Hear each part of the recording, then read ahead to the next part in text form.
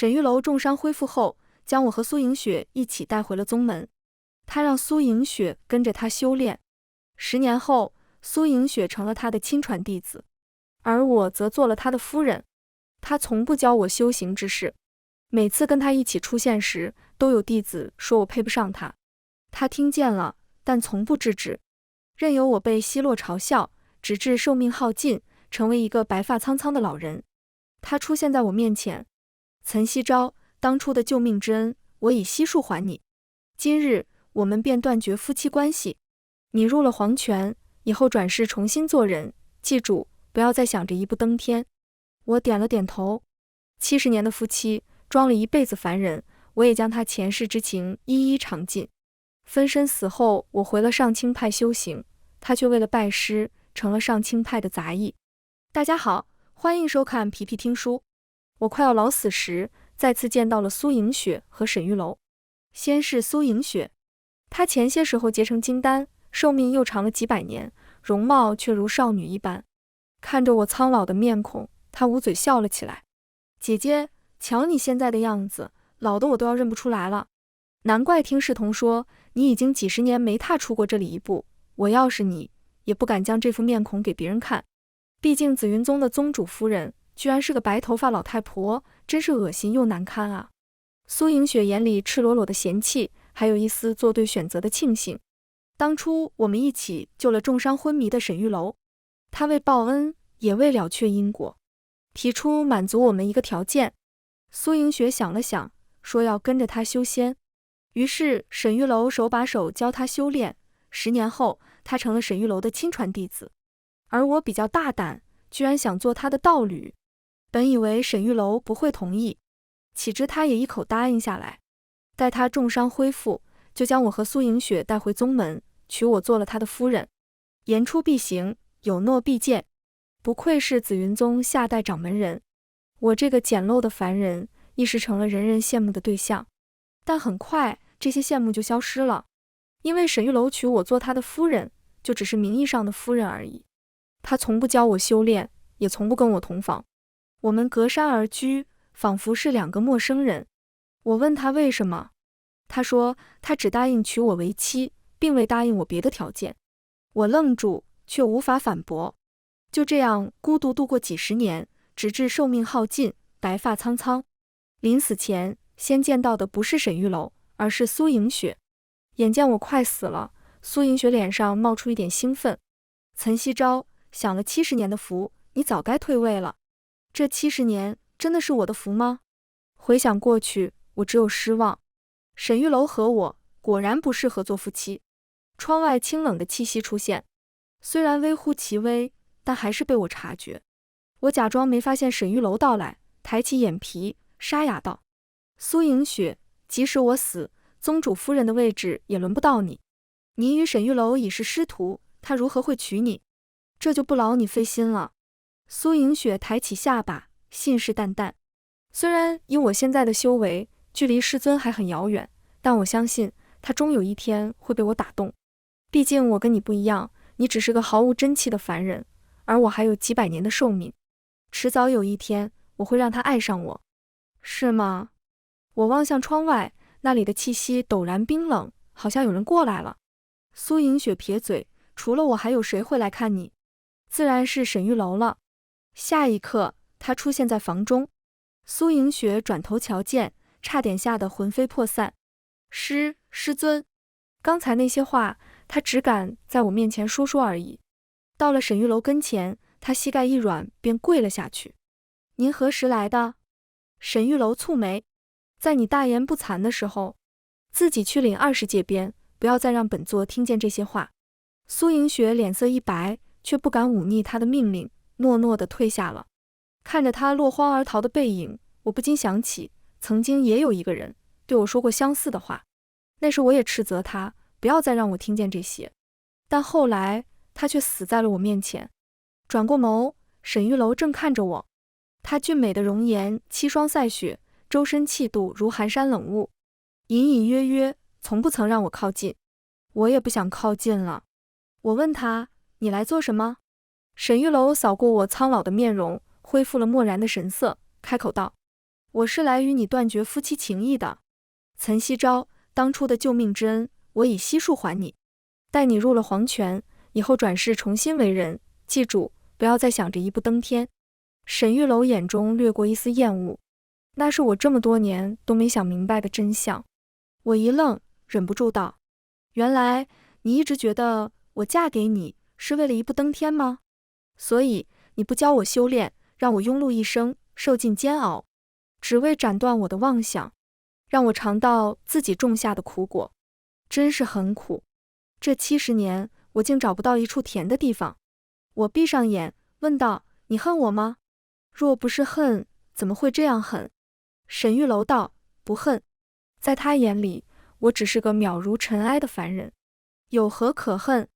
他冷落我，紫云宗弟子轻贱我，都跟恨没有关系，他们只是觉得我不配。沈玉楼认为我利用他一步登天，我不配。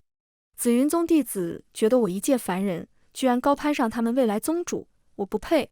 凡是我和沈玉楼一起出现的场合，总能听见他们窃窃私语，那就是沈师兄的夫人，怎么是个凡人？跟沈师兄在一起，简直是一朵鲜花插在牛粪上。诸如此类，我能听见，沈玉楼自然也能听见，但他从不制止，反而默许众人贬低嘲笑。久而久之，所有人都知道我在紫云宗地位尴尬，哪怕后来沈玉楼继任宗主之位，我成了宗主夫人，底下的弟子对我依然没有任何尊重。尤其是我急速衰老后，不少弟子看我一眼，都要低声咒骂一句晦气。别派来紫云宗拜访，我不能见客。门内举行宗门大比，我不能出席。沈玉楼对此的说法是，无需我操心。呵，我这样跟一个笑话有什么两样？所幸凡人的一生就这么长，我死了，他解脱，我也解脱，感受到一直缠在我身上的情丝消失。我睁开眼，对沈玉楼道：等我死后，将我尸体送回青州。虽然是具分身，我也不想留在此处。沈玉楼颔首，在我最后一口气耗尽前，他忽然道：记住我刚才的话。我明白，点了点头。记住了，你我已不是夫妻，你不必重复。沈玉楼微微抿唇，我的意思是说，重新转世之后，做个脚踏实地的人。他语气似有缓和。不管怎样，这一世你都已为自己的选择付出代价，看在你这几十年也算安分守己的份上，若来世你有所改变，我会引领你踏上修仙之途，届时你便不必再受这短寿苍老之苦。沈玉楼的目光轻轻落在我的白发上，沉寂的眼眸里是一张布满皱纹的脸。我想起来，上一次见他是40年前，那是我第一次主动向沈玉楼张口要东西。夫君，我想要一枚驻颜丹。沈玉楼神色淡淡，看着手里的玉简，不曾朝我投来一丝视线，只问道：你要驻颜丹做什么？我摸着自己显出老态的脸庞，轻声道：我想恢复自己以前的容颜。因为年华不在，皱纹白发丛生，我在紫云宗越发遭人嫌弃。一枚驻颜丹不会延长我的寿命，只是保持我的容颜，让我体面的死去。然而即使是这样的要求，沈玉楼依旧拒绝了。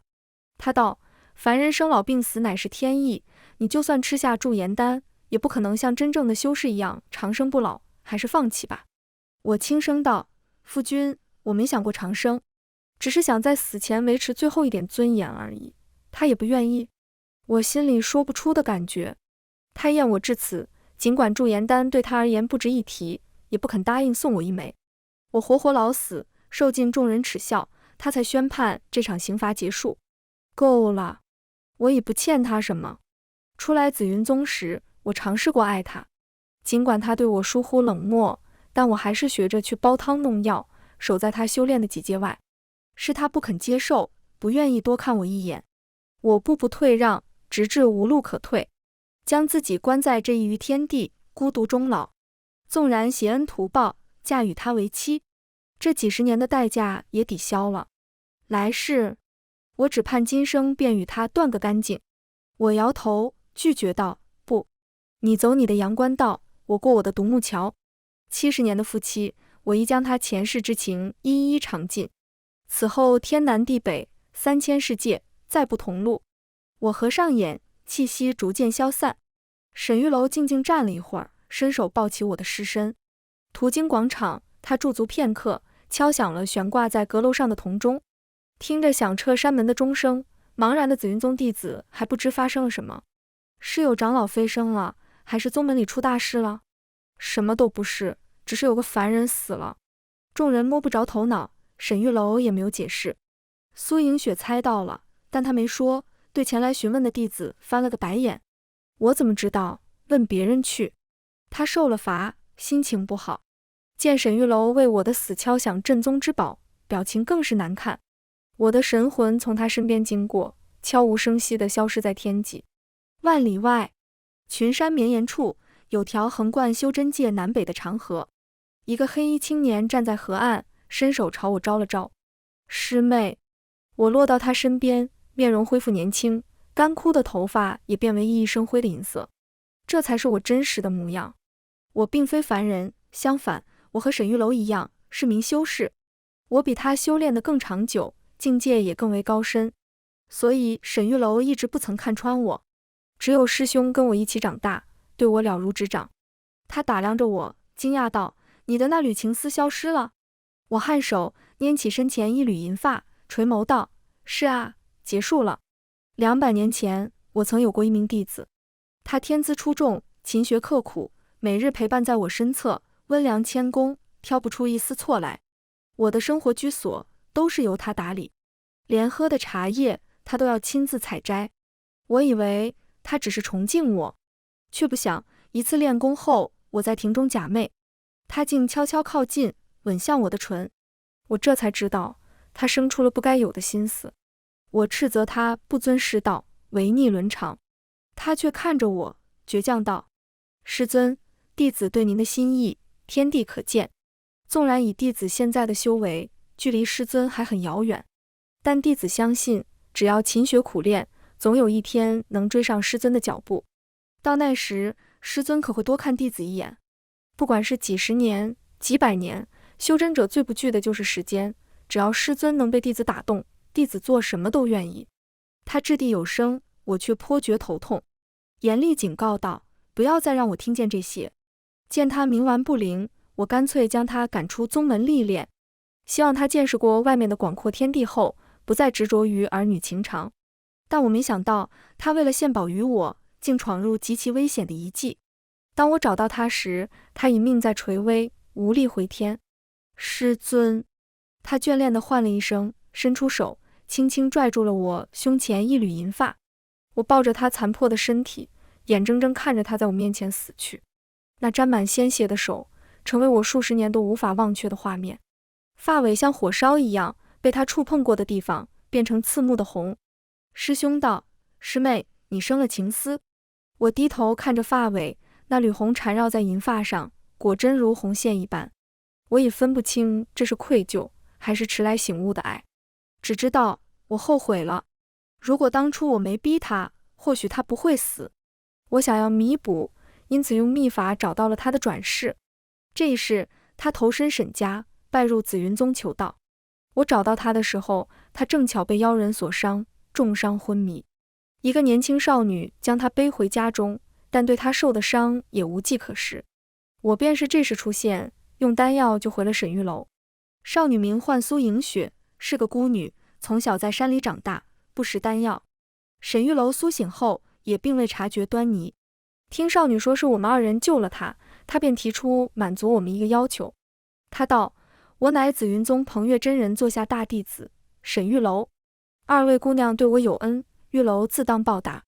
不管是何要求，只要2位提出，玉楼定当竭尽所能。”她说的平静，目光里比起感激，更多的是审视。我看着她全然陌生的眼神，微微一愣，想起师兄的提醒。他说：“师妹，玄江已经死了，转世的他已非前世的他了。”玄江便是我徒弟的名字。我见他不是很赞成我寻找玄江的转世，反问道：“那师兄你呢？为何3番4次去看宁熙仙子的转世？”师兄愣住，哭笑不得。正是因为我见过，所以不赞成啊。这一世的宁熙仙子是个没有灵根的凡人，无法修仙。明明宁熙还活着时，他死缠烂打。等宁熙转世，他终于有了机会，却放弃了。他说：师妹，你知道吗？凡人的一生不过短短100年，无法与我等长相厮守。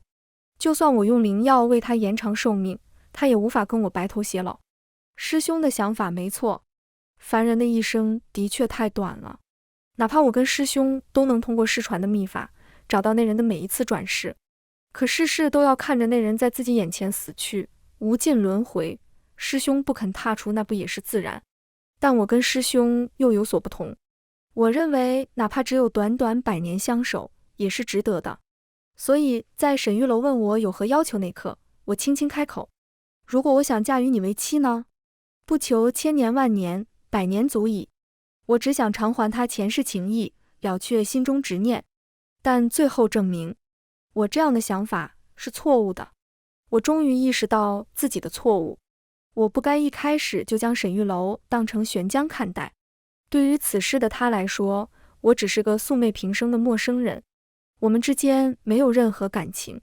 当我想要与他培养感情时，他已经对我产生厌弃，再也不愿意多看我一眼。我的所作所为都是徒劳，我们不会有好结果了。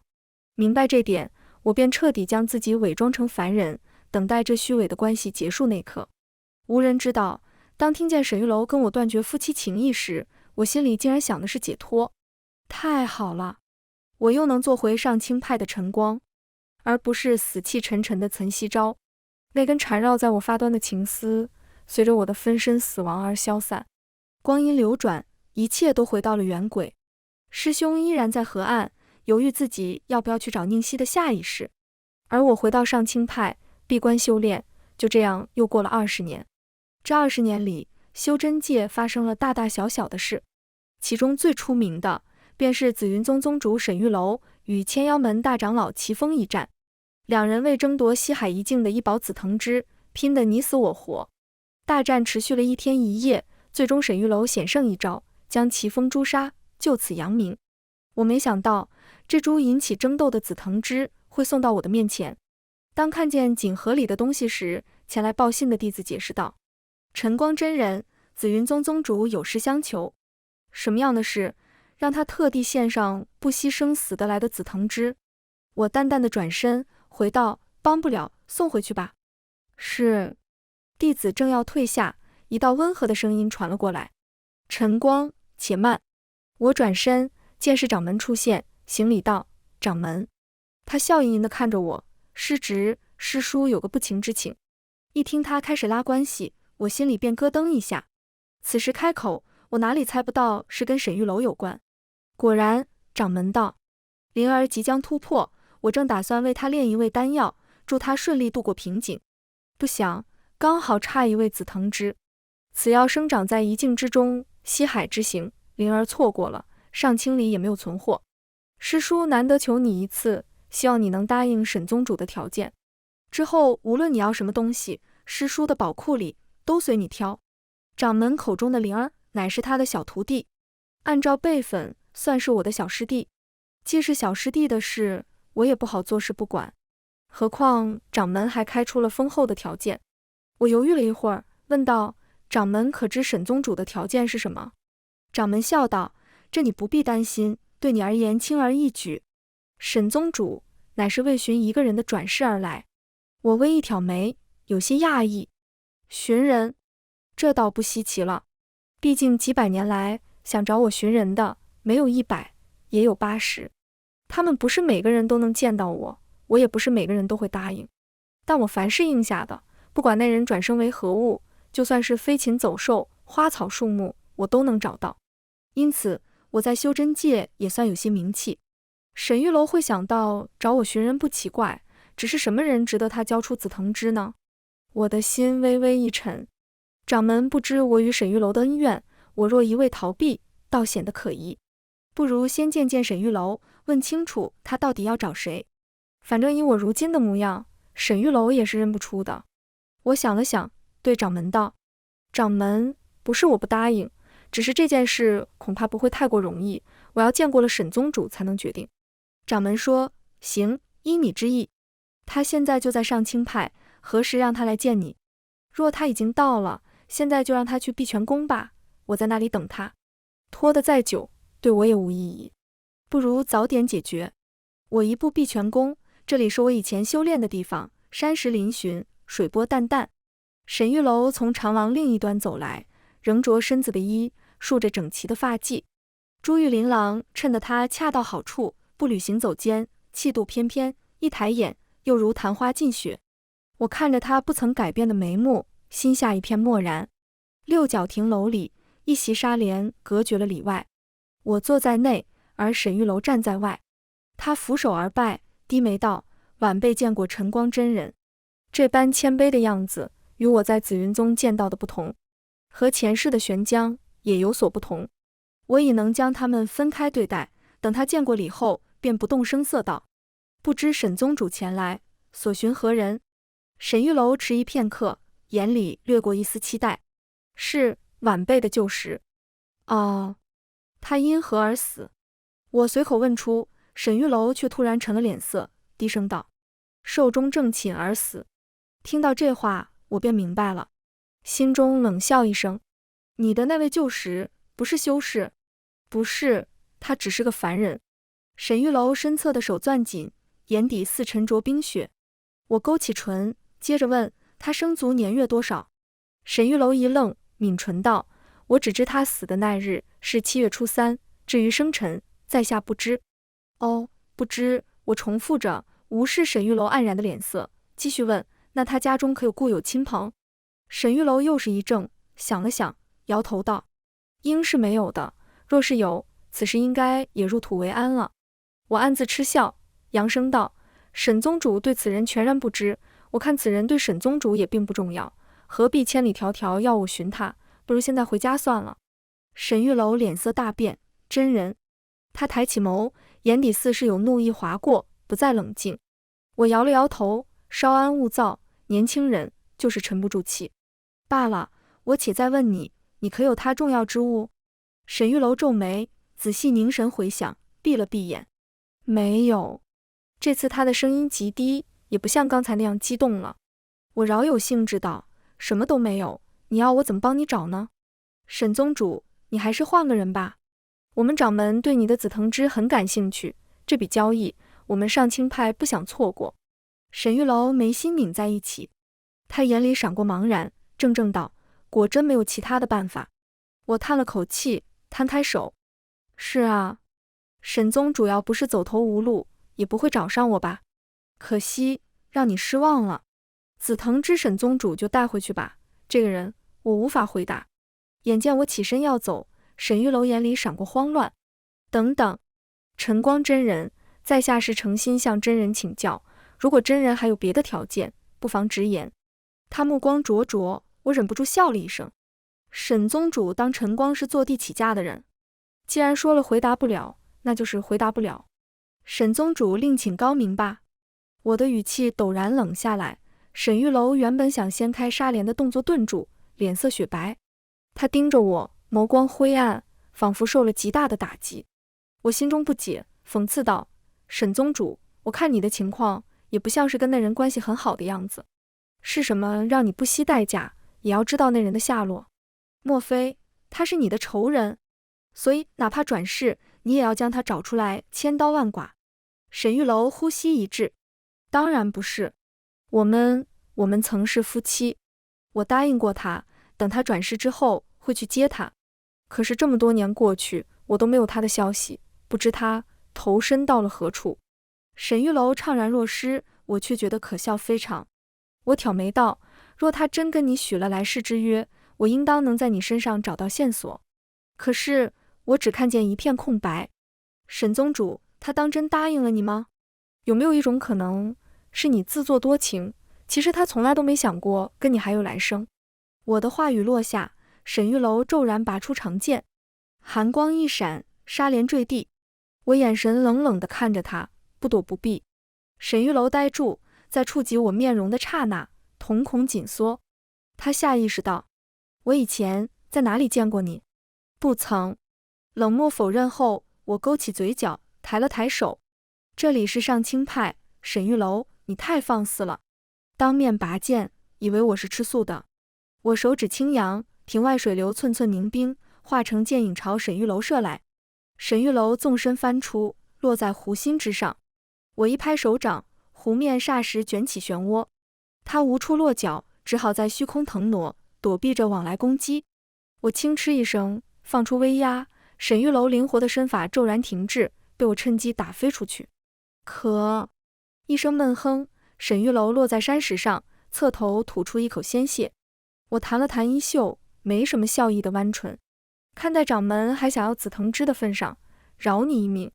你去找掌门救你吧，这种东西还是用在你自己身上。沈玉楼面如纸色，刚才那一击让他受了重伤，连话也说不出来了。我找了2个上清弟子把他抬走，掌门见了他的伤势，也知我们谈得不顺利，倒没提紫藤枝的事，只是把他送出了山门。自此，我以为沈玉楼不会再来找我了，可谁知他居然还未放弃。我这条路走不通，他竟然找上我师兄。修真界里知道我有个师兄的人不多，清楚师兄与我同修一门秘法，也能看破命缘阴劫的人就更少了。沈玉楼不知从何处得到的消息，为打听师兄的下落，他放下身段，亲自来向我赔礼道歉。我没收他的礼，也没见他。他向上清派弟子打听，但那些人也不知道。师兄向来神龙见首不见尾，行踪飘忽不定。跟师兄素不相识的沈玉楼，执着地找了他30年，最后才在白龙河见到我师兄一面。这事是师兄回来后跟我提起的。那时沈玉楼憔悴了许多，见着师兄，便向他打听岑夕昭的下落。师兄何等聪明，很快就想通了岑夕昭是我。他笑得颇有深意，这个恐怕很难啊。沈玉楼单膝跪地，恳请他答应自己，不管以何种条件交换。师兄连忙把他扶起，拍着自己胸脯：兄弟，你放心，这么多年还从没人找本公子算过呢。你是第一个，本公子感谢你的信任，一定不辜负你的期望。说罢，师兄装模作样掐了个诀，嘴里喃喃乱语，忽地朝东南一指：带，就是那个方向了。小兄弟，你要找的那个人这一世是根香蕉，恐怕得早点赶去，不然香蕉落地了，就又投胎转世去了。沈玉楼面色难看：香蕉？师兄点头：那还不快去，认不出来是吧？本公子给你画一个。说着，他从储物戒掏出纸笔，给沈玉楼画了根弯弯的香蕉。沈玉楼眼里满是被戏弄的怒气：明夜真人，在下没有和你开玩笑。明夜真人也就是我师兄。他很疑惑地用笔挠了挠头：兄弟，本公子也没有跟你开玩笑啊，这人死后可以投胎成畜生，怎么就不能转生成香蕉呢？物种是可以跨越的嘛，兄弟，感觉你不是很爱他呀，连他是根香蕉你都不能接受吗？师兄啧啧感叹，沈玉楼气得手背青筋直冒。他对师兄道：本以为明夜真人能够帮我，看来是我高估了真人。师兄摆摆手：瞧你又急，要是这事他是香蕉你接受不了，那等他下一世呗。反正香蕉生长周期又不长，很快就到下一世了。你找了这么多年，还等不起这点时间？沈玉楼满脸玉色，几欲吐血。师兄一叹，给他写了个时间：诺，你5年后再到这里来，他差不多那时就转世了。这次让你看看本公子的真本事。沈玉楼不愿再相信师兄，可他这些年用尽手段，都无法找到那人。茫茫天地间，何处一孤魂？他没有选择的余地，只能期望师兄下次能靠点谱。而我师兄也是不负所托。5年后，当沈玉楼再次出现时，师兄没有废话，直接施展了秘法。这次沈玉楼能明显感觉到跟上次不同，师兄的眼睛变得漆黑，如同没有星月的夜色。周围的风声与水声都在刹那停滞。寂静的须臾，师兄闭上眼，唇边浮起动人的微笑。我看见了，他投生在南阳谷附近的一座村庄，今年3岁，左耳有颗细小的红痣。岑夕昭左耳便有一颗红痣，明夜未曾见过他，不可能知道。只有，他真的找到了岑夕昭的转世。沈玉楼脚步一颤，眼眶疏忽红了。师兄惊讶地看着他朝自己跪下来，心里带着几分哑然。你就这么爱那名女子？沈玉楼身体一僵，许久，他才低声道：我不知道，那是50多年前的事了。对修真者来说，其实50年并不算漫长。可沈玉楼回忆起来，只觉得恍如前世，他再也回不到过去的心境。每次想到岑夕昭，就好像刀刺一般的疼。奇怪，怎么会这样疼？明明岑夕昭刚去世时，自己还能够专心闭关，可10年后，当他发现自己无论如何都找不到岑夕昭的转世，连他的尸体也不见后，他就开始慌了。他压制着自己不安的心，闯入西海一境，艰难厮杀，从齐峰手下夺走紫藤枝。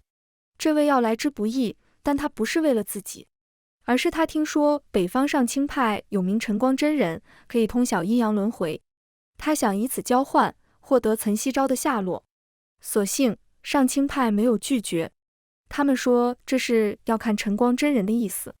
沈玉楼期待又忐忑，站在碧泉宫里，行过礼后，思量着该如何开口。他还没想好，里头柔婉清亮的声音响了起来。沈玉楼一怔，心头掠过一抹熟悉，颤动的心脏就好像他听过无数次。怎么可能？他们分明第一次见面。沈玉楼觉得可笑，撇清怪异后，认真回答对方的问题，但对方绵里藏针，刺得他难堪至极。沈玉楼没忍住，拔剑展开纱帘，一名难以形容的银发女子便在帘后不闪不避地对上他的眼，仿佛时间停止。沈玉楼脑海里有模糊的片段飞速闪过，那是一段全然陌生的记忆。融融院落中，女子俯首在他耳旁，轻轻述说着什么。她的发尾洁白如雪，就如春日灿烂盛放的梨花，好美，好美。沈玉楼心神一震，不解自己为何会有这样的记忆。他想再靠近女子一点，却被女子伸手打飞出去。背抬走时，他清晰地看见女子眼底的冷漠。这样的人怎么可能会对他浅笑？那些记忆果真是错觉吧？沈玉楼闭上眼，狼狈地离开上清派。之后他又去了其他地方，但无论哪里都没有岑夕昭的下落。他从希望到绝望，日复一日，仿佛溺水的人看不到彼岸。真是疯了！区区一个岑夕昭，哪里值得自己这样拼命？沈玉楼逼自己放弃，可心头却有一股莫名的执念驱使着他，让他一定要找到岑夕昭，不然他会后悔，很后悔，很后悔。沈玉楼为自己的想法心惊，他不明白自己有什么好后悔的，是岑夕昭先利用自己，如果不是他贪心，妄图攀附自己，自己也不会对他这么冷漠。为什么一定要找到他呢？沈玉楼困顿不解，挣扎迷惘。他的执念越来越深，到后来好像生命里只剩这一个目标。紫云宗的事务，他许久没处理了。苏银雪找他修炼，他也不想搭理。他只想知道岑夕昭在哪儿。他们不是说过来世相见吗？岑夕昭为什么不肯来找他？沈玉楼着了魔，走投无路之下，竟把明夜当成希望。他还是不了解明夜，不知这个男人的随性。即使看见沈玉楼在自己跟前下跪，明夜也没有改口的意思，反而朝天吹了个口哨。哎呀，爱不爱的，既然不知道，就别在意了。转世之后，人家还是个什么都不懂的小姑娘，你可不要吓人家啊！沈玉楼握紧双拳，我不会再伤害她的。说罢，他迫不及待地飞走了。师兄回到上清派，跟我绘声绘色地讲了这段故事。我忍不住摸了摸银发遮盖下的耳垂，那里有颗不易察觉的红痣。料沈玉楼也想不到，师兄跟岑夕昭是认识的。什么南阳谷的小女孩，都是骗他的。我问师兄，你就不怕沈玉楼发现真相后，跟你不死不休？师兄道，他来呗，找得到我再说吧。你有操守，我可没有。秘法这种事出点差错怎么了？我又没说一定万无一失。师兄嘻嘻一笑，我突然明白了他被宁熙嫌弃的原因。有时候他的表情真的很欠揍。你接下来打算去哪儿？见他翻出墙，我问了一句。师兄撩了撩刘海，去找宁熙。他每次都这么说，但从来没见他跟宁熙在一起过。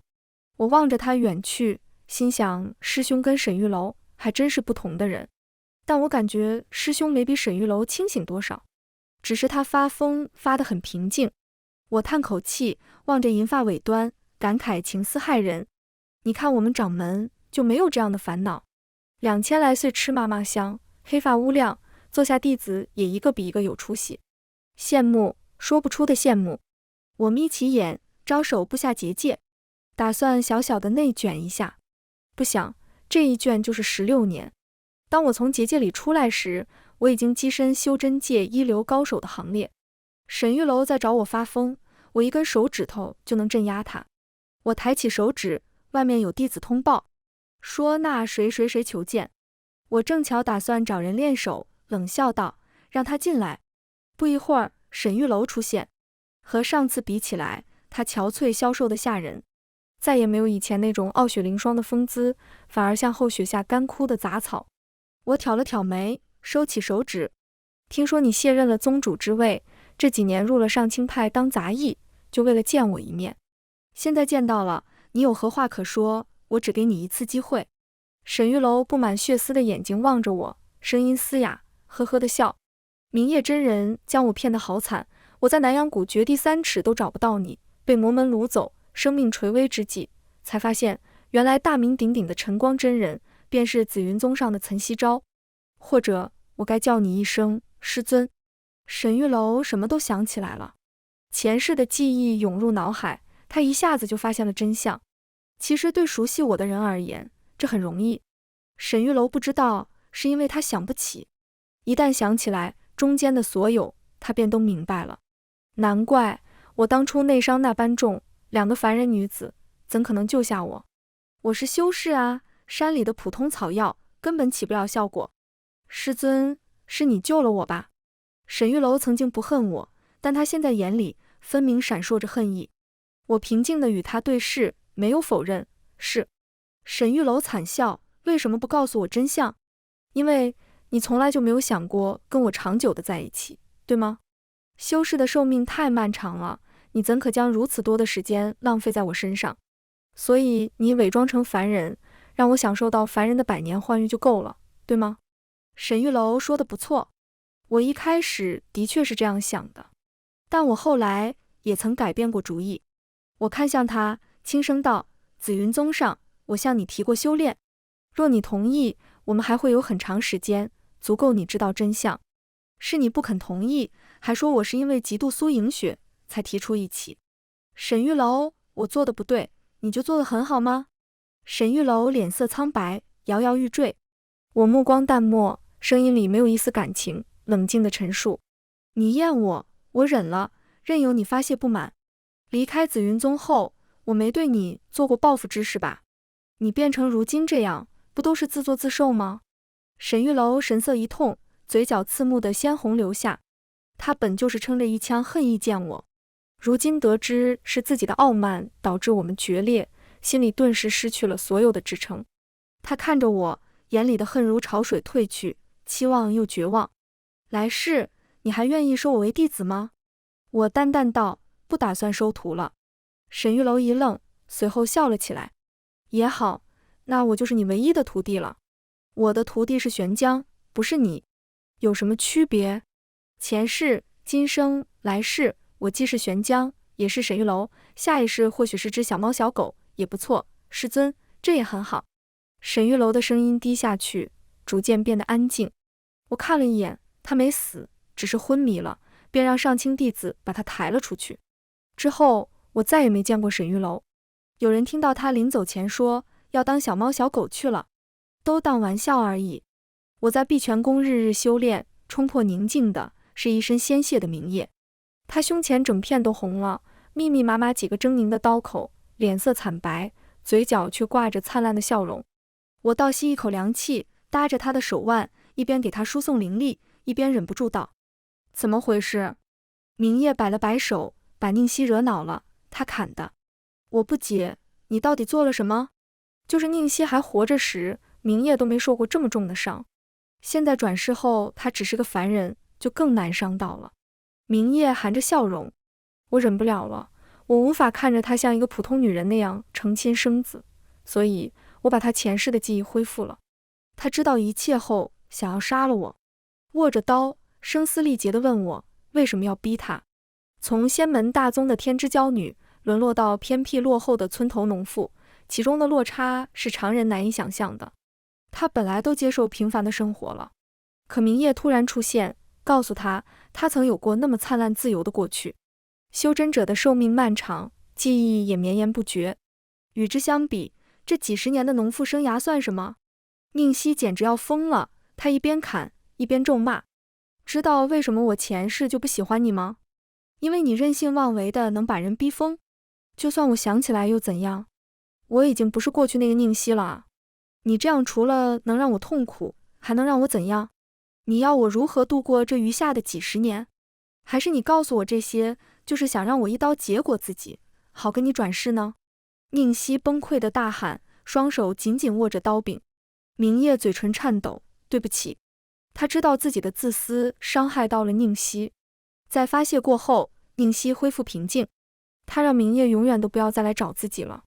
明夜带着笑跟他道别，然后一身血的跑回了碧泉宫。我有些无言，不知该说什么好。毕竟他在犯贱，也是我师兄。我跟他说，罢了，你帮过我，我也帮你一次吧。处理好明夜的伤势后，我来到宁熙所在的村子。他这一世该叫李满幸。我看见他的时候，他呆呆地望着水面的倒影。我让他睡了一觉，把他前世的记忆给抹去了。有时候，真相比谎言更残忍。如果李满幸不知道真相，他不会发疯；如果沈玉楼不知道真相，他大概还在紫云宗做他的宗主。我不知道明夜为何坚持让李满幸恢复宁熙的记忆。过去就是过去了，为何非要把现在的人扯进前世的恩怨？那是错的。我对明夜说，师兄，别再执迷不悟了。明夜点头，含糊道，我知道的，师妹，我知道的。他自嘲地说，我看不起沈玉楼那小子，但其实我很羡慕他，因为他从来不在意什么前世今生。如果宁熙是你，而我是他，他早就不顾一切把你带走了。什么凡人，什么修士，记得起也好，记不起也好，只有能和对方在一起，小猫小狗又怎么样？明夜萎靡道，可我不行，师妹，我没办法将李满幸和宁熙看作是同一个人。就像你心里玄江和沈玉楼也不一样，对不对？我看着他迷惘的眼，颔首道，他们肯定是不同的。过去也好，现在也罢，我们还处在原来的轨迹，但他们的命运已经改变了。没了你，他还是一样生活。师兄，我们没有那么重要，他们也不是离了我们就活不下去。我安慰地拍了拍他的肩，他一脸沉思，说，我明白了。师兄明白个头。等我后面反应过来他这句话时，他已经自毁道行，转世投胎去了。能让已经交错的两条命运线再次相交的方法，就是其中一个人脱离原来的轨迹，重新开辟出新的命运。我实在没想到师兄这样心狠。自毁道行这种事，反正我是肯定干不出来的。掌门估计也怕了，拉我去他那里谈心。他问我最近有没有什么冲动。我说什么冲动？他身边的小徒弟道，晨光师姐，就是那个，你有没有想去找明夜师兄的冲动？我扬眉道，我去找他做什么？明夜跟宁熙的命运，依我如今的修为，已清晰可见，最多不超过100年，他们便能相遇了。这一次不会有任何前世纷扰，所有的结果都是他们自己的选择。我似笑非笑，对掌门道，掌门师叔，我看起来有那么不靠谱吗？掌门汗颜，尴尬地擦脸，晨光师侄，不是师叔不相信你，实在是情之一字，难以勘破。你比你师兄豁达，那自然再好不过。若是感觉寂寞，可以找你师弟师妹们玩，别老一个人待在碧泉宫。看着掌门略带担忧的眼神，我有些无奈，摇了摇头道，不必了，我感觉自己的瓶颈有所松动，接下来300年，我要外出游历，寻找飞升的契机了。修真本就是孤独的，我的师父亦是一个人飞升。掌门以为我贪恋过去的温暖，放不下徒弟，放不下师兄，可其实我早就向前看了。师兄他有自己的道路，我也有我自己的。我简单收拾了东西，离开上清派，四处游历，海底遗迹，世外仙山。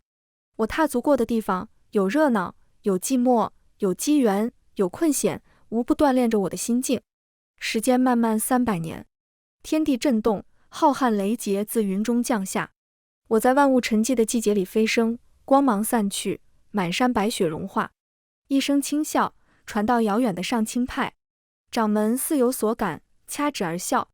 无人驻足的碧泉宫周围，灵气奔涌滔天，惊扰到路过的一只猫。它雪白的身子滚下山石，落在柔软的草地上，紫色的眸子极其罕见，喵喵地伸了个懒腰。千里外，正在钓鱼的少年打了个喷嚏。竹溪师姐，我怎么觉得有人在看我？旁边冷着脸的俊俏少女头也不抬，哪有人？这方圆百里我都看过了，钓你的鱼去吧，小心被师傅发现我们私自溜出来。师姐，你真好。少年勾唇，露出灿烂的笑容。那被称作师姐的女子见状，脸上也软了神色，揉了揉她稍显凌乱的头发。她心里其实也觉得有人在看她，只不过那视线并不让她反感，像是薄薄的日光从身上一掠而过，回归到天上，淡淡的温暖。全文完，皮皮听书感谢您的观看，每天上新精彩小说，喜欢就订阅吧。